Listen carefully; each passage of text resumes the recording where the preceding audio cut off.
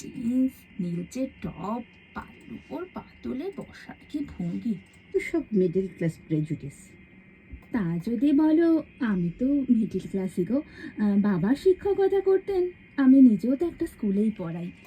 না না, মিডল তোমাদের সাথে আমার জীবনের ঘটে যাওয়া ছোট বড় সব রকমের মিনি ব্লগ শেয়ার করে থাকি, কারণ আমার সেটা ভালো লাগে তোমাদের সাথে ভাগ করে নিতে। তবে আজকেরটা একটু আলাদা। প্রথমে 2-3টে ক্লিপ দেখে তোমরা আশা করি বুঝতে পারছো আমি একটা রেকর্ডিং সেকশন মানে স্টুডিওতে।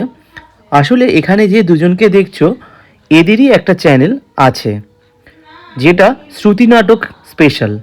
সোশ্যাল মিডিয়ার বিভিন্ন রকম চ্যানেলের মধ্যে এরা কাজ করেন, ওদেরই হাত ধরে এই প্ল্যাটফর্মে আসা। সত্যি কথা বলতে, ওরা যদি আমাকে এই সাহসটা না জোগাতো তাহলে এই সুন্দর দিনটা আমি হয়তো দেখতে পারতাম না।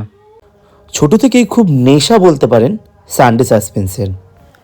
তারানাথ থেকে ব্যোমকেশ বক্সী, ফেলুদা, অলৌকিক রহস্য, বড় বড় লেখকের উপন্যাস, ছোট গল্প এবং ভৌতিক গল্পর উপর আমি ছোট থেকেই দিনের পর দিন নেশাগ্রস্ত হয়ে পড়েছিলাম।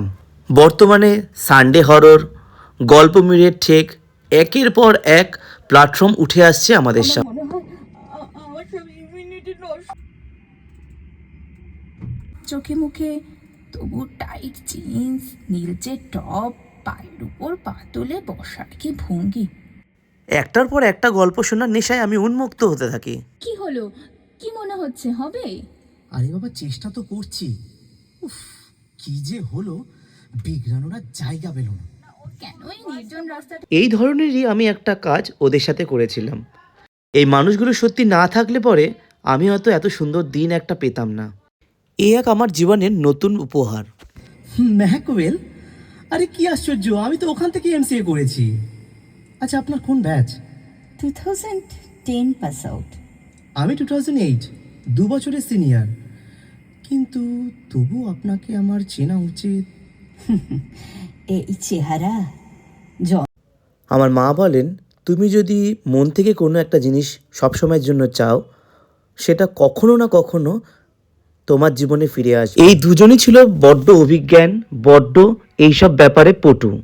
ওদের কাছে আমি একদমই নখের নোংরার মতো। তবে আমার কাজ করে এদের সাথে সত্যিই খুব ভালো লেগেছে। এরা দুজন আমাকে না সাপোর্ট করলে, প্রতিদিন আমাকে নিয়ে রিহার্সাল না করলে আমি হয়তো এই সুন্দর দিনটা বা আমার এরকম ভয়েস এরকম শ্রুতি নাটক হিসাবে শুনতে পেতাম না। Thanks to Shrabani and Joyita madam. এদের সাথে কাজ করে যেরকম আমি মোটিভেট হয়েছিলাম, তেমনি ইয়ার্কির ছলে আমাকে বুঝিয়ে দিয়েছিল যে কীভাবে বলতে হবে কথাগুলো, কোন প্লটে গিয়ে কীরকম ভয়েস আপ ডাউন করতে হবে, প্রতিটা মুহূর্ত আমাকে শেয়ার করেছিল। ভালো লাগলো আপনাদের সাথে কাজ করে। আপনারা ভালো থাকুন, সুস্থ থাকুন, টাটা।